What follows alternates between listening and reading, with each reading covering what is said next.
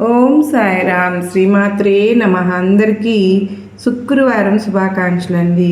ఈరోజు అమ్మవారు లక్ష్మీ అమ్మవారు మన ఇంట్లోకి వచ్చే ముందు సంకేతాల గురించి మనం తెలుసుకుంటూ ఉన్నాం కదా. మరి అమ్మ మన ఇంట్లోకి రావాలి అంటే మన మనస్సుని మనం ఎలాగా పరీక్షించుకోవాలి. కొన్ని పరిస్థితులను కూడా మనం సృష్టిస్తుంది. అప్పుడు మనం జరిగిపోకూడదు, జారిపోకూడదు. ఆ సమయంలో మన సహనాన్ని, మన ధర్మాన్ని పరీక్షించే జరుగుతాయి. ఉదాహరణకు మన దగ్గర డబ్బులు లేనప్పుడు ఎవరైనా సరే సహాయం అనేది అడగవచ్చు. ఉన్న కొద్దిపాటిలో మనం కనుక సహాయం చేస్తామా లేదా అని తల్లి గమనిస్తూ ఉంటుంది. ఆ పరీక్షలో నెగ్గితేనే అష్టైశ్వర్యాలు మనకు సొంతమవుతాయి. మహర్షి తన ప్రసంగాన్ని కొనసాగిస్తూ, లక్ష్మీదేవి ఎవరి ఇంట అయితే కాలు మూపబడుతుందో వారికి ఆకస్మికంగా ఆధ్యాత్మిక చింతన పెరుగుతుంది. అంతకుముందు వారికి దేవుడు అంటే పెద్దగా పట్టింపు లేని వ్యక్తి కూడా హఠాత్తుగా దేవాలయాలకు వెళ్ళడం, పూజలు చేయడం, ఆధ్యాత్మిక గ్రంథాలు చదవడం మొదలు పెడుతూ ఉంటారు.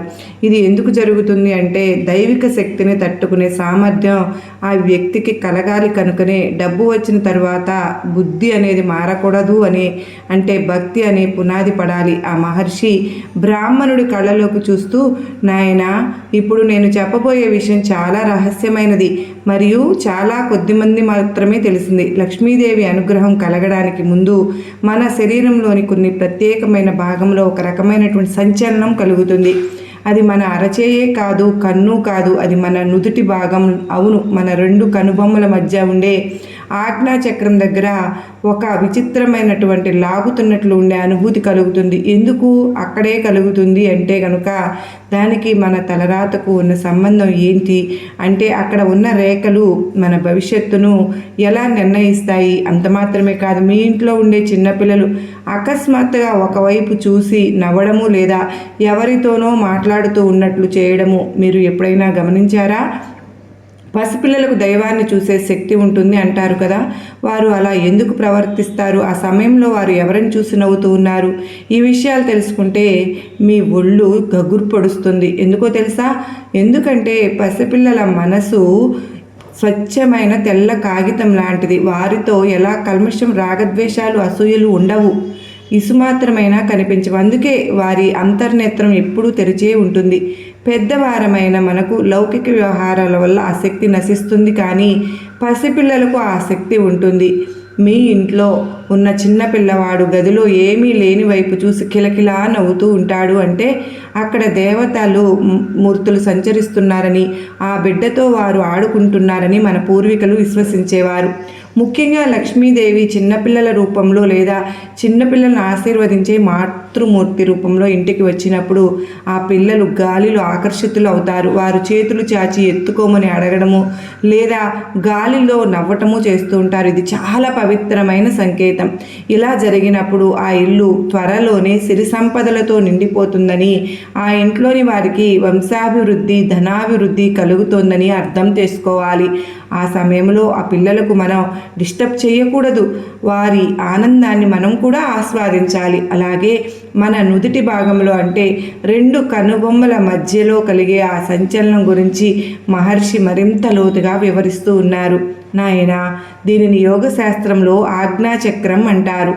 ఎప్పుడైతే మనకు మంచి రోజులు రాబోతూ ఉంటాయో, ఎప్పుడైతే మన తలరాత మారబోతోందో అప్పుడు ఈ చక్రం అనేది తనకు తానుగా ఉత్తేజితమవుతుంది. దీనివల్ల నీకు భవిష్యత్తులో జరగబోయే విషయాల పట్ల ఒక స్పష్టత వస్తుంది.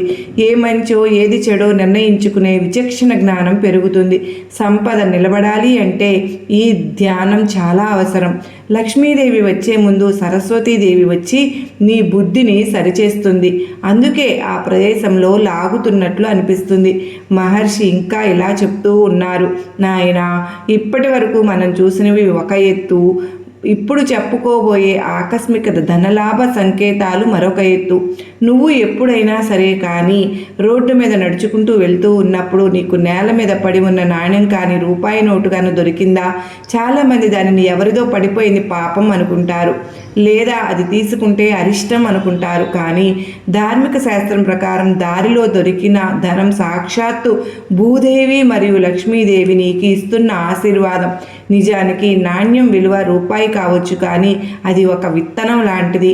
ఒక చిన్న విత్తనంలోనే మహా వృక్షంలాగా ఉంటుంది కదా. అలాగే ఆ దొరికిన నాణ్యంలో కోటి రూపాయలను ఆకర్షించే శక్తి అనేది ఉంటుంది. కనుక నీకు అలా దారిలో డబ్బు దొరికితే దానిని కళ్ళకు అద్దుకుని ఇంటికి తీసుకువెళ్ళి శుభ్రం చేసుకుని పసుపు రాసిని పూజా గదిలో కానీ లేదా డబ్బు దాచుకునే బీరువాలో కానీ భద్రపరచుకోవాలి. దానిని ఎప్పటికీ కూడా ఖర్చు చేయకూడదు. అది నీ దగ్గర ఉన్నంతకాలం ధనం నీ వైపు ఆకర్షింపబడుతూనే ఉంటుంది. ఇది అనుభవపూర్వకంగా చాలామందికి రుజువైన సత్యం. బ్రాహ్మణుడు ఎంతో ఆశ్చర్యపోతూ, స్వామి, నిజంగానే ఇవన్నీ జరుగుతాయా? మరి కలలో వచ్చే సంకేతాల్లో ఇంకేమైనా విశేషాలు ఉన్నాయా అని అడిగాడు. దానికి మహర్షి, ఉన్నాయి నాయన. స్వప్న శాస్త్రం సముద్రం అంత లోతైనది. ఇంతకుముందు మనం కొన్ని కళల గురించి చెప్పుకున్నాం కదా. ఇప్పుడు మరికొన్ని అద్భుతమైన కళల గురించి వివరిస్తాను, వింటావు కదూ. నీకు కళలో బంగారు వర్ణంలో ఉన్నటువంటి పాము కనిపించిందనుకో, అది సాక్షాత్తు లక్ష్మీ స్వరూపం. అది నిన్ను చూసి పడగ విప్పి ఆడితే నీకు పూర్వీకులు ఆస్తి కానీ లేదా గుప్త నిధులు కానీ లభించే అవకాశం ఉందని అర్థం. అలాగే కళలు నువ్వు ఏదైనా పర్వతం ఎక్కుతున్నట్లు లేదా మెట్లు ఎక్కుతున్నట్లు కనిపిస్తే గనక నీ జీవితం ఉన్నత స్థాయికి వెళ్ళబోతుందని, నీకు సమాజంలో గొప్ప పేరు ప్రఖ్యాతులు వస్తున్నాయని సూచన. నిచ్చెన ఎక్కడం కూడా అభివృద్ధికి సంకేతమే. మరొక ముఖ్యమైన కళ నీరు. నీరు గనక కళలో నిండుగా ప్రవహిస్తున్న నదిని కానీ సముద్రాన్ని కానీ లేదా వర్షాన్ని కానీ చూస్తే అది ధన ప్రవాహానికి సంకేతం. నీటిని జలసిరి అంటారు. గలగలా పారే నీరు గలగలలాడే డబ్బుకు ప్రతీక. అయితే ఇక్కడ ఒక చిన్న మెలిక ఉంది. ఆ నీరు స్వచ్ఛంగా ఉండాలి. బురద నీరు కనిపిస్తే అది అనారోగ్యానికి సూచన కావచ్చు. కానీ స్వచ్ఛమైన నిలకడగా ఉన్న నీటిని లేదా ప్రవహించే నీటిని చూస్తే మాత్రం ఖచ్చితంగా శుభం జరుగుతుంది. ఇంకొక విచిత్రమైన కళ గురించి చెప్తాను, వింటావు కదూ. కళలో ఎవరైనా సరే కానీ నీకు పెరుగు అన్నం పెట్టినట్లు కానీ లేదా నువ్వు పెరుగు అన్నం తింటున్నట్లు కనిపిస్తే అత్యంత శుభ్రమైనదిగా పరిగణిస్తారు. పెరుగు చంద్రునికి లక్ష్మీదేవికి ఇష్టమైనది. అది కలలో కనిపిస్తే మానసిక ప్రశాంతతతో పాటు విపరీతమైనటువంటి ధనలాభం కలుగుతుంది. మహర్షి బ్రాహ్మణునికి వివరిస్తూ, నాయనా, లక్ష్మీదేవి వచ్చే ముందు మన మనస్తత్వంలో వచ్చే మరొక మార్పు గురించి చెబుతాను. దీనిని వైరాగ్యం అనుకోకూడదు. ఇది ఒక రకమైనటువంటి తృప్తి. నీకు డబ్బు రాబోయే ముందు నీకున్నటువంటి దురలవాట్లు వాటంతట అవే పోతాయి. ఉదాహరణకు మద్యం సేవించడం, జూదం ఆడడం లేదా అనవసరంగా సమయం వృధా చేసుకోవడం. అలాంటి అలవాట్లు వ్యక్తికి అకస్మాత్తుగా ఉంటాయి. అవి తగ్గిపోతూ మొదలవుతాయి. మనసు దైవచింతన వైపు, కుటుంబ శ్రేయస్సు వైపు మళ్ళుతుంది. దురలవాట్లు అనేవి చిల్లులు పట్టకుండా ఉండడం లాంటివి. ఎంత నీరు పోసినా నిలబడవు కదా. లక్ష్మీదేవి చిల్లులను పూడ్చడానికి మొదట నీ బుద్ధిని మారుస్తుంది. ఎప్పుడైతే నీకు చెడు అలవాట్ల మీద అసహ్యం కలుగుతుందో, ఎప్పుడైతే నువ్వు సత్ప్రవర్తనతో నీకు ధనద్వారాలు తెరుచుకున్నట్లే అనుకో. నీలో ఈ మార్పు గమనిస్తే గనక నిన్ను నువ్వు అభినందించుకో. దైవం నీ చేయి పట్టుకున్నారు అని చెప్పి నువ్వు గ్రహించు. అలాగే మీ ఇంట్లో ఉండే సాలీడుగూళ్ళు గురించి ఒక విషయం చెప్పాలి. సాధారణంగా సాలీడుగూళ్ళు దరిద్రానికి సంకేతం అని అంటారుగా, కానీ లక్ష్మీదేవి వచ్చే ముందు ఇంటి యజమానికి ఆ గూళ్ళను శుభ్రం చేయాలని విపరీతమైనటువంటి కోరిక కలుగుతుంది. అప్పటికప్పుడు లేచి ఇల్లంతా శుభ్రం చేసి అనవసరమైనటువంటి చెత్తను తీసి పారేయాలనిపిస్తుంది. ఇంటిని అందంగా అలంకరించుకోవాలనిపిస్తుంది. ఈ శుద్ధి ప్రక్రియ లక్ష్మీదేవి రాకకు ముందస్తు తయారీ. అదే సమయంలో మీ ఇంట్లో కుళాయిల నుండి నీరు కారిపోవటం ఆగిపోవడం లేదా వారికి వృధాగా నీరు పోవడం అంటే డబ్బు వృధాగా పోవడమే అవుతుంది కదా. ఎప్పుడైతే మీరు నీటిని పొదుపు చేయడం మొదలు పెడతారో లేదా పాడైపోయిన కుళాయిలను బాగు చేయించుకుంటారో అప్పుడు మీ ఆర్థిక స్థితి బాగుపడడం మొదలవుతుంది. ఇది చాలా చిన్న విషయమే అనిపించవచ్చునేమో, కానీ దీని ప్రభావం ఎంతో ఎక్కువగా ఉంటుంది. ఇప్పుడు మరొక అద్భుతమైనటువంటి సంకేతం గురించి మాట్లాడుకుందాం. అది అతిథి సంకేతం గురించి మాట్లాడుకుందాం. మీ ఇంటికి లక్ష్మీదేవి వచ్చే ముందు అనుకోకుండా ఎవరైనా సాధువులు కానీ లేదా నిరుపేదలు కానీ ముత్తైదువులు కానీ వస్తారని చెప్పుకున్నాం కదా. అయితే వారు వచ్చే ముందు సమయం ఎంతో ముఖ్యం. మీరు భోజనం చేయడానికి కూర్చున్న సమయంలో సరిగ్గా అదే సమయానికి కూర్చున్న సమయంలో ఎవరైనా ఆకలి అని మీ ఇంటికి వస్తే మీరు విసుక్కోకూడదు. మీ కంచంలో ఉన్న అన్నాన్ని వారికి పెట్టడానికి సిద్ధపడాలి. ఎందుకంటే ఆ రూపంలో వచ్చింది సాక్షాత్తు ఆకలితో ఉన్నటువంటి దేవుడే కావచ్చు. త్యాగ బుద్ధి ఉన్న చాట లక్ష్మీదేవి పరిగెత్తుకుంటూ వస్తుంది. మీరు తింటూ ఉన్నప్పుడు ఎవరైనా వస్తే అది అశుభం కాదు, మీ పుణ్యాన్ని పరీక్షించే సమయం అది. ఆ పరీక్షలో మీరు నెగ్గితే మీ ఇల్లు ధనధాన్యాలతో నిండిపోతుంది. ఇది మాటి మాటికి జరగదు. జీవితంలో ఎప్పుడో ఒక్కసారి మాత్రమే ఇలాంటి అరుదైన అవకాశం వస్తుంది. దానిని గుర్తించడమే మీ గొప్పతనం. మహర్షి ఇంకా ఇలా వివరించారు. నాయనా, నీ శరీరం మీద, ముఖ్యంగా నీ చేతుల మీద, ముఖం మీద ఉన్న పుట్టుమచ్చలు కూడా కొన్నిసార్లు రంగు మారుతాయి. కొత్త పుట్టుమచ్చలు కనిపిస్తాయి. సాముద్రిక శాస్త్రం ప్రకారం కుడి చేతికి మధ్యలో కానీ కుడిపాదం అడుగున పుట్టుకున్న అకస్మాత్తుగా కనిపిస్తే పుట్టుమచ్చ, అలాగే నీ మాట తీరులో ఒక గంభీరత వస్తుంది. నీవు మాట్లాడితే నలుగురు వినాలి అని సూచన. అలాగే నీ మాట తీరులో చాలా వ్యత్యాసం అనిపిస్తుంది. నీ మాటకు విలువ పెరుగుతుంది. సంఘంలో నీకు గౌరవం పెరుగుతుంది. ఇవన్నీ నీలో పెరుగుతున్న సానుకూల శక్తికి నిదర్శనాలు. బ్రాహ్మణుడు ఎంతో ఆసక్తితో వింటూ, స్వామి చాలా సంతోషం, ఎంతో ఆసక్తిగా, మరి జంతువులో ఆవు ఏనుగు కాకుండా ఇంకా ఏమైనా జంతువులు మనకు శుభాన్ని సూచిస్తాయా అని అడుగుతారు. మహర్షి బదులిస్తూ, ఉన్నాయి నాయన, కుక్క కూడా భైరవ స్వరూపమే. మీ ఇంటి వీధిలో ఉండే కుక్క మీరు పిలవకుండానే మీ ఇంటికి వచ్చి మీ కాళ్ళ దగ్గర తోక ఊపుతూ కూర్చోవడము లేదా మీ ఇంటి గుమ్మం దగ్గర పడుకోవడము చేస్తే అది మీకు రక్షణ కవచంలాగా మారుతుందని అర్థం. కుక్కలు దుష్టశక్తులను పసిగట్టగలుగుతాయి. అవి ప్రశాంతంగా మీ దగ్గర ఉన్నాయి అంటే మీ చుట్టూ ఉన్న దుష్టశక్తులు తొలగిపోయాయని అర్థం. అలాగే పిల్లి గురించి భిన్నాభిప్రాయాలు ఉన్నాయిగా, కానీ పిల్లి మీ ఇంట్లోకి వచ్చి పిల్లలు పెడితే అది లక్ష్మీదేవి కటాక్షమే అని కొందరు నమ్ముతారు. ముఖ్యంగా బంగారు రంగులో ఉండే పిల్లి కనిపిస్తే మంచిది.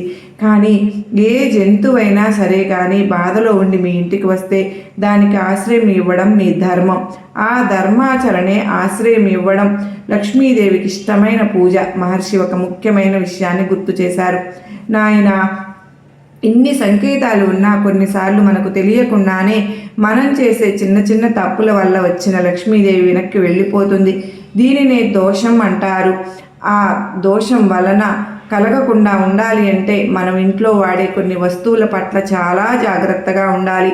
లక్ష్మీదేవి రాకను నిర్ధారించాలి లేదా అడ్డుకునే శక్తి మన వంటింట్లో ఉన్నటువంటి 2 వస్తువులకు ఉంటుంది. ఆ 2 వస్తువులను మనం ఎలా చూస్తున్నాం, ఎక్కడ పెడుతూ ఉన్నాం అనే దాన్ని బట్టే మన ఆర్థిక స్థితి ఆధారపడి ఉంటుంది. ఆ 2 వస్తువులు మరేవో కాదు. ఒకటి ఉప్పు, రెండవది చీపురు. అవును, మీరు విన్నది నిజమే. ఈ 2 వస్తువులు మీకు సామాన్యంగా కనిపించే అపారమైన ఆధ్యాత్మిక శక్తి దాగి ఉంటాయి. అలాగే ఉప్పును లక్ష్మీ స్వరూపంగా భావిస్తాం. సముద్రం నుండి పుట్టింది కనుక లక్ష్మీదేవికి సోదరి వంటిదే. అలాగే చీపురు దరిద్రాన్ని ఊడ్చేస్తుంది కనుక లక్ష్మీదేవి స్వరూపమే. కానీ చాలామందికి తెలియని విషయం ఏమిటి అంటే సాయంకాలం సమయంలో అంటే సంధ్యా సమయంలో ఈ 2 వస్తువులను ఎలా వాడాలి, ఎలా వాడకూడదు, చీపురును ఎక్కడ పెడితే అక్కడ పడవేయడం లేదా నిటారుగా నిలబెట్టడం వల్ల ఏం జరుగుతుంది, ఉప్పును కూడా ఎవరికైనా చేతికి అందిస్తే ఏం జరుగుతుంది, అప్పుగా ఉప్పును ఇస్తే మన సంపద అనేది తరిగిపోతుందా, లక్ష్మీదేవి 7 సంకేతాలతో చివరిది మరియు అత్యంత కీలకమైనది ఈ గృహోపకరణాల వినియోగం. మీరు అన్ని పూజలు చేసినా ఈ ఒక్క విషయంలో తప్పు చేస్తే మాత్రం ఫలితం శూన్యం. అసలు ఆ రహస్యం ఏంటి? చీపురుకు మన ఇంటి సంపదకు ఉన్న విచిత్రమైన సంబంధం ఏంటి? లక్ష్మీదేవి మన ఇంట్లో స్థిరంగా ఉండాలి అంటే రాత్రిపూట ఉప్పుతో మనం చేయవలసినటువంటి ఆ చిన్న పరిహారం ఏమిటి? ఈ విషయాలు కనుక తెలుసుకోకపోతే మనం ఎంత సంపాదించినా చిల్లుల కుండలో నీరు పోసినట్లే అవుతుంది. ఆ రహస్యాలు తెలుసుకుంటే ఇక మీ ఇల్లు కుబేర స్థానం అయినట్లే. ఆ అద్భుతమైనటువంటి రహస్యాలను ఇప్పుడు వివరంగా తెలుసుకుందామా? లక్ష్మీదేవికి చీపురుకు ఉన్న సంబంధం గురించి మహర్షి వారు వివరిస్తూ, నాయన, చీపురు మన ఇంటిని శుభ్రం చేసే సాధనం మాత్రమే కాదు, అది దరిద్రాన్ని తరిమి కొట్టే ఆయుధం. అందుకే మన పెద్దలు చీపురును లక్ష్మీ స్వరూపంగా భావిస్తారు. అయితే చీపురును ఎప్పుడూ కూడా నిటారుగా నిలబెట్టకూడదు. అలా నిలబెడితే ఇంట్లో కలహాలు రేగుతాయి, భార్యాభర్తల మధ్య అకారణంగా గొడవలు వస్తాయి. చీపురు ఎప్పుడూ నేల మీద పడుకోబెట్టి ఉంచాలి. అది ఇంటికి వచ్చిన అతిథులకు కనపడకుండా ఏదైనా మూల లేదా తలుపు వెనుక దాచి ఉంచాలి. చీపురు బయట వారికి కనిపిస్తే ఆ ఇంటి సంపద బయటకు వెళ్ళిపోతుందని శాస్త్రం చెబుతోంది. అంత మాత్రమే కాదు, చీపురు ఎప్పుడు కాలితో తొక్కకూడదు, దాటకూడదు.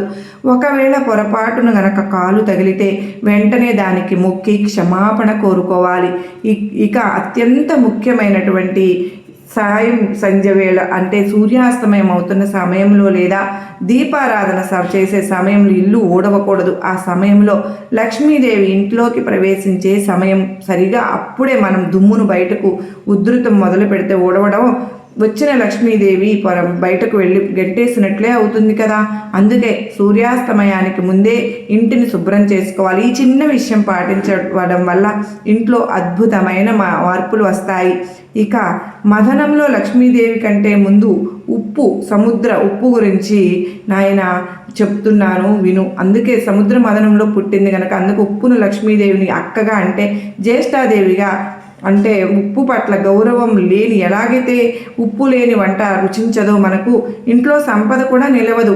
ఉప్పును ఎప్పుడు ప్లాస్టిక్ డబ్బాల్లో లేదా స్టీల్ డబ్బాల్లో పోయకూడదు. దాన్ని కేవలం పింగాణి జాడీల్లోనూ లేదా గాజు సీసాల్లోనూ మాత్రమే నిల్వ చేస్తే దీనివల్ల ఉప్పుకు ఉన్న శక్తి స్థిరంగా ఉంటుంది. మరొక ముఖ్యమైన విషయం చెప్తాను, ఏమిటంటే సాయంత్రం దీపం పెట్టిన తర్వాత ఎవరికీ ఉప్పును చేతితో నేరుగా ఇవ్వకూడదు. ఇలా చేస్తే మీ ఇంట్లోని లక్ష్మీ కటాక్షం వారి ఇంటికి వెళ్ళిపోతుంది. అలాగే ఉప్పును నేరుగా ఒకరి చేతి నుండి మరొకరు అందుకోనే కూడదు. అలా చేస్తే వారి మధ్య శత్రుత్వం పెరుగుతుంది. అందుకే ఉప్పును కింద పెట్టి తీసుకోమనాలి లేదా ఏదైనా గిన్నెలో వేసి ఇవ్వాలి. శుక్రవారం రోజున కొత్తగా కళ్ళు ఉప్పు, సముద్రపు ఉప్పు ప్యాకెట్ కొని తెచ్చుకుని జాడీలో పోసుకుంటే ఆ ఇంట్లో ధనానికి ఎప్పుడూ లోటు ఉండదు. ఇది తరతరాలుగా వస్తున్నటువంటి నమ్మకం మరియు అనుభవపూర్వకమైనటువంటి సత్యం. బ్రాహ్మణుడు ఎంతో భక్తిగా వింటూ, స్వామి, ఉప్పు చీపురు విషయంలో ఇంత లోతైన అర్థం ఉందని నాకు తెలియదు. ఇవి పాటిస్తే ఖచ్చితంగా దరిద్రం పోతుంది. మరి మన పెరట్లో ఉండే మొక్కలు కూడా మనకు ఏవైనా సంకేతాలు ఇస్తాయా?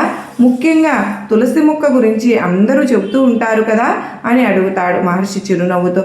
అవును నాయన, తులసి మొక్క చాలా, అంటే కేవలం ఒక మొక్క మాత్రమే కాదు, అది సాక్షాత్తు బృందావన సంచారిణి, విష్ణుప్రియ లక్ష్మీదేవి ఆగమనానికి అతిపెద్ద సూచిక తులసి మొక్క స్థితి. నీ ఇంట్లో ఉన్న తులసి మొక్క నువ్వు రోజు నీళ్లు పోస్తున్నా కూడా అకస్మాత్తుగా ఎండిపోతుంటే అది రాబోయే కష్టానికి, ధన నష్టానికి సంకేతం. అప్పుడు వెంటనే అప్రమత్తం కావాలి. కానీ ఒకవేళ తులసి మొక్క చాలా పచ్చగా, దట్టంగా, ఏపుగా పెరుగుతూ ఉంటే, ఆకులన్నీ కళకళలాడుతూ ఉంటే అది లక్ష్మీదేవిని ఇంట్లో తిష్ట వేసుకుని కూర్చుంది అనడానికి నిదర్శనం. ముఖ్యంగా తులసి మొక్క ఇతర చిన్న చిన్న మొక్కలు వాటంతట అవే మొలిస్తే అది వృక్షాభివృద్ధికి, సంపద పెరుగుదలకు శుభ సూచకం. తులసి కోట దగ్గర నువ్వు సాయంత్రం వెలిగించిన దీపం గాలి వీస్తున్నా కూడా ఆరిపోకుండా నిలకడగా ఊర్ధ్వముఖంగా పైకి వెలుగుతూ ఉంటే నీ కోరికలు త్వరలో నెరవేరబోతున్నాయని అర్థం. ఆ దీపం వెలుగులో ఒక ప్రశాంతత కనిపిస్తుంది. ఆ సమయంలో తులసి మొక్క దగ్గర కూర్చుని ధ్యానం చేస్తే మనసులోని కోరికలు నేరుగా ఆ తల్లికి చేరుతాయి. మహర్షి ఆ బ్రాహ్మణునికి ఇంకొక రహస్యాన్ని చెప్పారు. నాయనా, నీకు తెలుసా, అమ్మ మన ఇంట్లో తిరిగి బల్లి కూడా భవిష్యత్తు రూపం చెప్తుందని. బల్లి శాస్త్రం అనేది జ్యోతిష్ట శాస్త్రంలో ఒక భాగం. దీపావళి రోజున లేదా శుక్రవారం రోజున బల్లి కనుక ఇంట్లో కనిపిస్తే అది లక్ష్మీ స్వరూపమే. ముఖ్యంగా పూజా గదిలో బల్లి కనిపిస్తే అది చాలా చాలా మంచిది. అయితే బల్లి మన శరీరం మీద పడితే మాత్రం దానికి వేరే ఫలితాలు ఉంటాయి. కానీ గోడ మీద బల్లి పైకి పాకుతూ వెళ్తుంటే అది నీ అభివృద్ధికి సూచన. కిందకు దిగుతూ ఉంటే కొంచెం జాగ్రత్తగా ఉండాలి. అలాగే ఇంట్లో తేనెటీగలు తేనె తుట్టు పెడితే మంచిదా కాదా? అయితే అనే సందేహం ఎంతోమందికి ఉంది కదూ.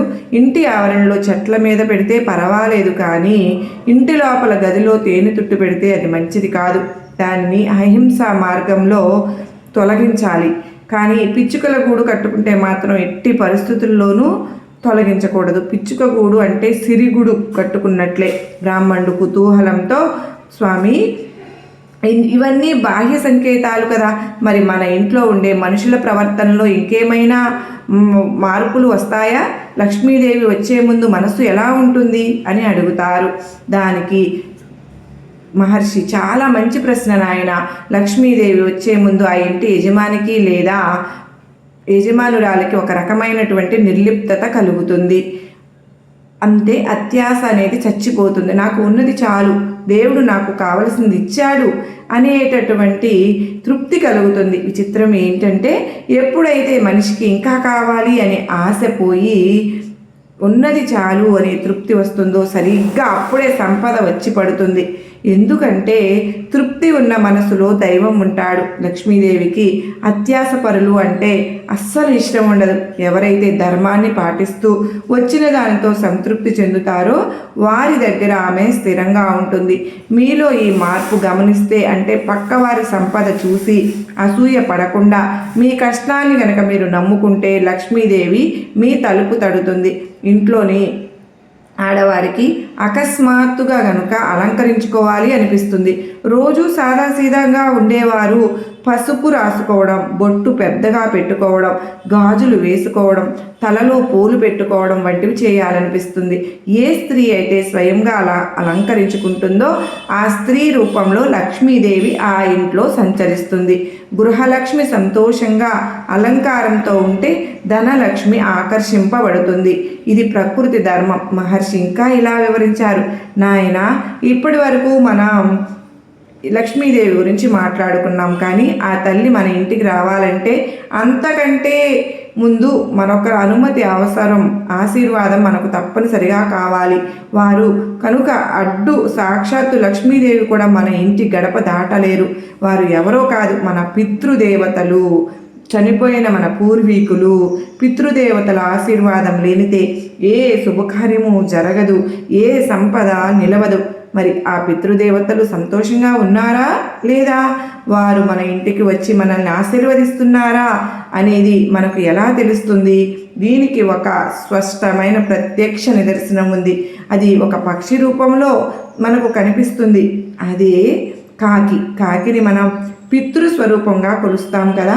రోజు మీరు పెట్టిన అన్నాన్ని కనుక కాకులు వచ్చి వెంటనే తింటున్నాయా లేదా? కాకులు మీ ఇంటి వైపు చూడడం మానేశాయా? కాకులు గుంపులు గుంపులుగా వచ్చి మీ ఇంటి దగ్గర అరుస్తున్నాయా? దీని వెనుక ఎంతో పెద్ద రహస్యం ఉంది. కాకి అన్నం ముట్టుకోకపోతే పితృదోషం ఉన్నట్లే. ఆ దోషం ఉంటే లక్ష్మీదేవి రాదు. అయితే కేవలం కాకి మాత్రమే కాదు, పితృదేవతలు సంతోషంగా ఉండి లక్ష్మీదేవికి దారి ఇచ్చారు అనడానికి మన ఇంట్లో జరిగే ఒక పవిత్రమైనటువంటి సంఘటన నిదర్శనంగా నిలుస్తుంది.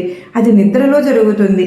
పితృదేవతలు కలలోకి వచ్చి మనతో మాట్లాడరు, కానీ వారు కనిపించే తీరును బట్టి మన భవిష్యత్తును అంచనా వేసుకోవచ్చు.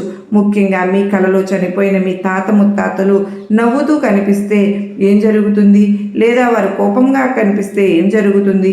అంతేకాకుండా లక్ష్మీదేవి రాకను అడ్డుకునే ఒక భయంకరమైన శక్తి దిష్టి, నరఘోష. మీ ఇంటికి పట్టిన దిష్టి పోయిందని, ఇంకా మంచి రోజులు వచ్చాయని చెప్పడానికి మీ ఇంటి గుమ్మం దగ్గర కట్టిన గుమ్మడికాయ లేదా నిమ్మకాయలో కొన్ని మార్పులు కనిపిస్తాయి.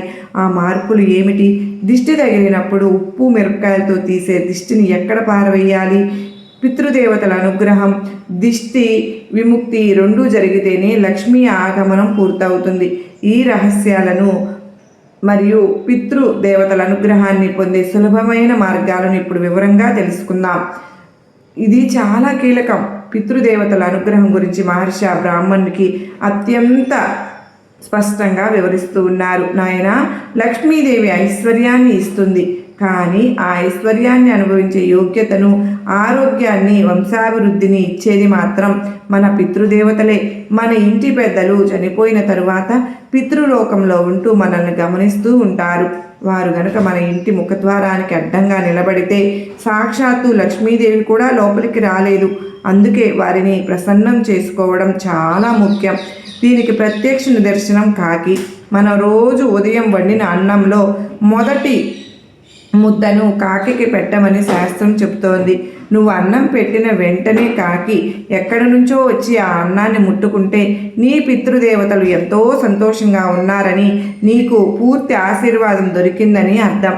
ఇది లక్ష్మీదేవి తిరుగుతూ పచ్చజెండా ఊపినట్లే. ఇంకా మీకు ఒకవేళ కాకి ఆ అన్నాన్ని తినకుండా అరుస్తూ ఉంటే లేదా వేరే కాకులతో పోట్లాడుతూ ఉంటే పితృదోషం ఉందని, వారి కోరికలు ఏవో తీరలేదని అర్థం చేసుకోవాలి. అటువంటప్పుడు వెంటనే పేదలకు అన్నదానం చేయడం వల్ల ఆ దోషం పోతుంది. ఇక స్వప్నంలో పితృదేవతలు కనిపించడం గురించి చెప్పుకున్నాం కదా. మరి నీకు కలలో చనిపోయిన నీ తండ్రి కానీ తాతయ్య కానీ తెల్ల వస్త్రాలు ధరించి చిరునవ్వుతో కనిపిస్తే అది నీ జీవితంలో అత్యంత శుభప్రదమైన సమయం అని గుర్తుంచుకో. వారు నిన్ను ఆశీర్వదిస్తున్నారని, త్వరలో నీకు పెద్ద మొత్తంలో ధనం కలగబోతోందని దాని అర్థం. వారు కలలోకి వచ్చి నీకు ఏదైనా పండు లేదా వస్తువు ఇచ్చినట్లు కనిపిస్తే అది సాక్షాత్తు లక్ష్మీ ప్రసాదమే. కానీ వారు ఆకలిగా ఉన్నట్లు కానీ ఏడుస్తున్నట్లు కానీ చినిగిన బట్టలతో కానీ కనిపిస్తే మాత్రం రాబోయే కష్టానికి హెచ్చరిక. అప్పుడు వెంటనే తగు శాంతులు జరిపించాలి. మహర్షి ఇంకా ఇలా కొనసాగించారు.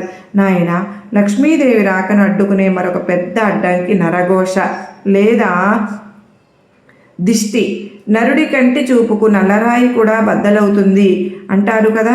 నీకు సంపద రావడం మొదలవగానే చుట్టుపక్కల వారి కళ్ళు నీ మీద పడతాయి. ఆ అసూయ అనే దిష్టి అంటాం కదా. ఆ దిష్టి నీ ఇంటికి ఉందో లేదో, అది తొలగపోయిందో లేదో తెలుసుకోవడానికి ఇంటి గుమ్మం దగ్గర కట్టిన గుమ్మడికాయ లేదా నిమ్మకాయలు నీకు సమాధానం చెబుతాయి. సాధారణంగా మనం ఇంటి గుమ్మం పైన బూడిద గుమ్మడికాయలు కడుతూ ఉంటాం కదా. అది ఆ ఇంటికి రక్షణ కవచం లాంటిది. దుష్ట శక్తులను, దిష్టిని అది తనలోకి లాక్కుంటుంది. నువ్వు కొత్తగా కట్టిన గుమ్మడికాయ చాలా త్వరగా, అంటే కొన్ని రోజుల్లోనే నల్లబడిపోయి కుళ్ళిపోయి అందులోంచి నీరు కారుతుంటే నీ ఇంటి మీద చాలా తీవ్రమైన నరఘోష ఉందని అర్థం. అది ఆ దిష్టిని పీల్చుకుని తనను తాను నాశనం చేసుకుని నీ ఇంటిని కాపాడింది అని గ్రహించాలి. అలా జరిగితే వెంటనే ఆ గుమ్మడికాయను తీసి దూరంగా పారేసి కొత్తది కట్టుకోవాలి. అలా కాకుండా ఆ గుమ్మడికాయను ఏమాత్రం కుళ్ళిపోకుండా నెమ్మదిగా ఎండిపోతూ ఉంటే నీ ఇంటి రక్షణ వలయం చాలా బలంగా ఉంది అని చెప్పి లోపల ఉన్న సానుకూల శక్తికి ఎటువంటి డోకా లేదని అర్థం. ఎండిపోయిన నిమ్మకాయలు శుభానికి కూడా నల్లబడకుండా గుమ్మం దగ్గర నెమ్మదిగా ఎండుతూ ఉంటే మంచిది. అవి త్వరగా నల్లబడితే దిష్టి తీయాల్సిన అవసరం ఉందని అర్థం. దిష్టి తీయడం గురించి మహర్షి ఒక రహస్యాన్ని చెప్పారు నాయన. కళ్ళు ఉప్పు, సముద్రపు ఉప్పు మరియు ఎండుమిరపకాయలతో దిష్టి తీయడం మరి మన ఆచారం కదా. అయితే ఆ తీసినటువంటి దిష్టిని ఎక్కడ పారేయాలి అనేది చాలా ముఖ్యం. చాలామంది తెలియక ఇంటి ముందు లేదా మొక్కలను పడేస్తారు. ఇది మహాపాపం. దిష్టి తీసిన పదార్థాలతో ప్రతికూల శక్తి ఉంటుంది. అప్పుడు వాటిని ఎవరు తొక్కని ప్రదేశంలో కానీ లేదా ప్రవహించే నీటిలో కానీ మాత్రమే లేదా అగ్నిలో కానీ వేయాలి. నిప్పులో వేసినప్పుడు ఆ మిరపకాయలు ఘాటు వాసన రాకపోతే ఆ వ్యక్తికి చాలా తీవ్రమైన దిష్టి తగిలిందని అర్థం. వాసన వస్తే దిష్టి లేనట్లే. మరి మహర్షి మా బ్రాహ్మణ్తో మాట్లాడుతున్నాయన, ఇవన్నీ ఒక ఎత్తు అయితే లక్ష్మీదేవి వచ్చే ముందు ఇంటి వాతావరణంలో వచ్చే ఒక విచిత్రమైన మార్పు గురించి ఇప్పుడు చెబుతాను. దీనిని నిశ్శబ్దం అంటారు. తుఫాను వచ్చే ముందు వాతావరణం ఎంత ప్రశాంతంగా ఉంటుందో అలాగే అఖండ ఐశ్వర్యం వచ్చే ముందు ఇంట్లో ఒక అలౌకికమైనటువంటి నిశ్శబ్దం ఆవహిస్తుంది. అంటే గొడవలు ఉండవు, పిల్లల ఏడుపులు ఉండవు, అనవసరమైనటువంటి శబ్దాలు ఉండవు. ఒక పవిత్రమైనటువంటి నిశ్శబ్దం ఉంటుంది. ఆ నిశ్శబ్దంలోనే దైవశక్తి సంచరిస్తూ ఉంటుంది. నీ మనసు కూడా గాలిలో తేలి ఆడిపోతున్నట్లు ఏదో తెలియని ఆనందంతో నిండిపోతుంది. అకారణంగా నవ్వు వస్తుంది. ఇంట్లో ఉన్న చిన్న చిన్న సమస్యలు కూడా పెద్దవిగా అనిపించవు. అన్నీ సర్దుకుంటాయిలే అనే ధైర్యం వస్తుంది. ఆ ధైర్యమే, ఈ నమ్మకమే సాక్షాత్తు లక్ష్మీదేవి నీకు ఇస్తున్నటువంటి వరం. ఎప్పుడైతే నీకు భయం పోయి నమ్మకం కలుగుతుందో అప్పుడే నువ్వు సంపదను స్వీకరించడానికి సిద్ధమయ్యావని అర్థం. ఇంకొక ఆసక్తికరమైన విషయం ఏంటి అంటే, లక్ష్మీదేవి వచ్చే ముందు నీకు తరచుగా నాదం లాంటి గంట శబ్దం కూడా వినిపిస్తుంది. నువ్వు గుడికి వెళ్ళకపోయినా సరే, చుట్టుపక్కల ఎవరు పూజ చేయకపోయినా సరే, గాలిలో ఈ శబ్దాలు వినిపిస్తున్నట్లు అనిపిస్తుంది. మరి లక్ష్మీదేవి సోదరుడు ఆ నాదం ఎక్కడ వినిపిస్తే అక్కడ లక్ష్మీదేవి ఉంటుంది. ఈ నాదం కనుక అనుభవం నీకు కలిగితే నువ్వు చాలా చాలా అదృష్టవంతుడివే. ఎంతో తన్మయత్వంతో వింటూ, స్వామి, బ్రాహ్మణునితో నా జన్మ ధన్యమైంది, ఇన్ని రోజులు నా దరిద్రానికి కారణం నా అజ్ఞానమే అని తెలిసింది, ప్రకృతి ఇన్ని సంకేతాలు ఇస్తున్నా నేను గమనించుకోలేకపోయాను, ఇప్పుడు నా కళ్ళు తెరుచుకున్నాయి. అయితే స్వామి, ఈ సంకేతాలన్నీ కనిపించిన తరువాత, లక్ష్మీదేవి మన ఇంట్లోకి వచ్చిన తర్వాత ఆ తల్లి మళ్ళీ వెళ్ళిపోకుండా మన ఇంట్లోనే స్థిర నివాసం ఏర్పరచుకోవాలి అంటే మేమేమైనా ప్రత్యేకమైన పని చేయాలా? వచ్చిన లక్ష్మీదేవి నిలబడాలి అంటే అసలు రహస్యం ఏమిటి అని అడుగుతారు. అప్పుడు మహర్షి ఆ బ్రాహ్మణుని దగ్గరకు తీసుకుని, నాయన, అదే అసలైన ప్రశ్న.